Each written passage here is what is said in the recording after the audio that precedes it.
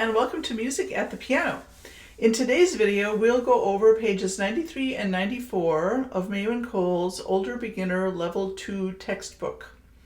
In the description of this video will be a link where you can find the where you can find the music that you can download for free, courtesy of the Mayron Cole family.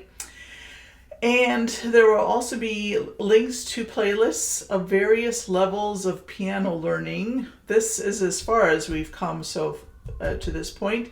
The other videos in this level 2 are in a playlist, and there are several playlists of levels earlier than this level. And I'm also going to be adding links to playlists for more advanced piano materials, for those of you who are more advanced. In Quiet Breeze, she's actually using, as she did last time, in the last video, there was a D harmonic minor scale being used. And we're using notes of the part of the D harmonic minor scale here as well. And the reason I can figure this out is because there's an F natural, which is part of the G natural minor scale. And there's a C sharp, which is when you modify the natural minor scale to be a harmonic minor scale. Which allows for a major 5 chord when you're harmonizing it. So the solfege for this would be do, re, do, do, re, do, do, re, mi, re, do, ti, do, do, re, do, mi, re, do, mi, re, do, ti, do. May-ti-do. Sorry, I had an existential crisis there. All right, so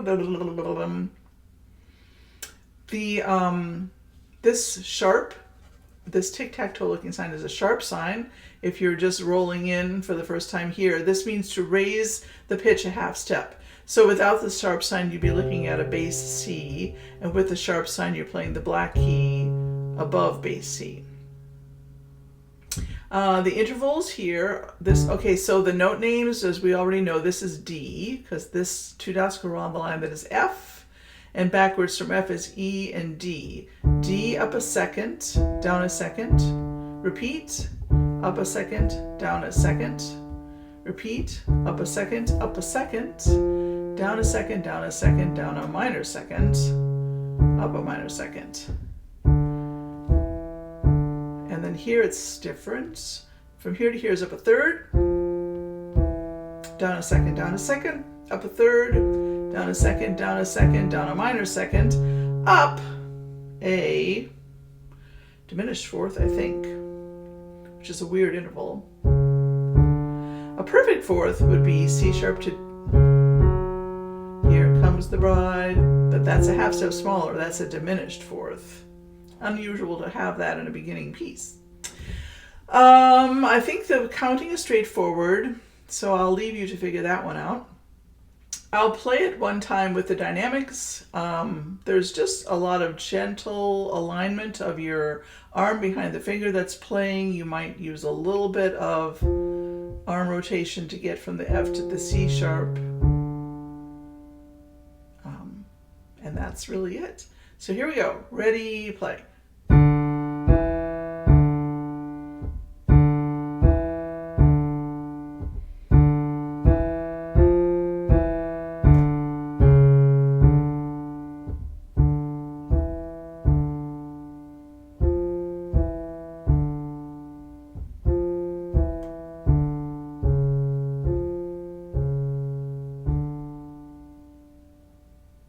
I hope that you noticed that I put my 4th finger on the C sharp before I even got started. I've talked about this in other videos. When you have a situation that involves a black key, it's oftentimes a good idea to align the finger that's going to play that black key comfortably on the black key, and then allow the rest of your fingers to fall where they naturally fall under those circumstances. What is a much less good idea, is to keep your fingers curled up here on the white keys and then have to sort of quickly rush to a black key. Not only does that cause strain in your arm further back because you're not using your fingers efficiently, you want to move your fingers as a unit from the metacarpal phalangeal joint, this knuckle here. So picture yourself picking up a pencil. Your fingers move like this. That's the natural movement of your fingers, and your thumb moves like that. And so we do want to play the piano using the natural movement of our fingers and not some artificial movements. Note naming. She's really working in these last several pages that we've been working on over the last several videos on memorizing the note names of the bass clef. So here's your F. Up a third from F is A. Down a third from F is D. Down a second from D is C. Down a third from C is A. And down a second from A is G. So, if you didn't do your own work, pretend you didn't hear any of this, figure these out for yourself and then check your answers. Now here there's going to be a rhythm with Mountain Morning. And there's also introducing the dotted quarter note with the following eighth note. So when I teach this, I like to teach it without the tie here, and I have people clap 1, 1, or 1, 2, and 1, 2, and then tie 1, 2, and 1, 2, and that is what this is representing. Anytime you put a dot after any sort of note, it adds half the value of the note back to it. So when the note is a quarter note, the dot adds half the value of a quarter note, which happens to be an eighth note.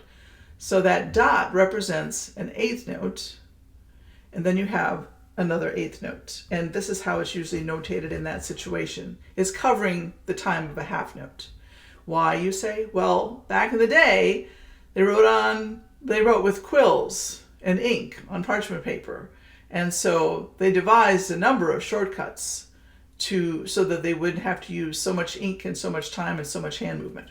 So the clapping and counting for this would be 1 and 2 and 3, 4, 1 and 2 and 3, 4, 1 and 2 and 3, 4, 1 and 2 and 3, 4, 1 and 2 and 3, 4, 1 and 2 and 3, 4, 1 and 2 and 3, 4, 1, 2, 3, 4.